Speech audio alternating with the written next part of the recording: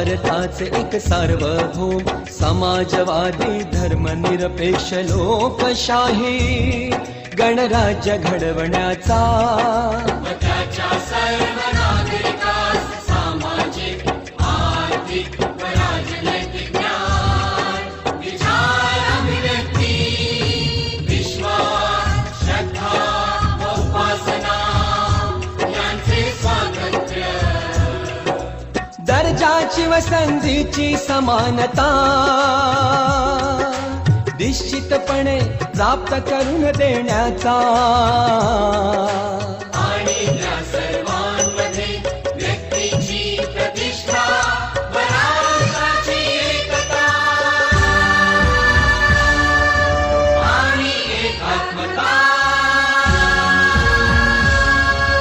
यांचे आश्वासन देणारी बंधुता प्रवर्धित करण्याचा संकल्पपूर्वक निर्धार करून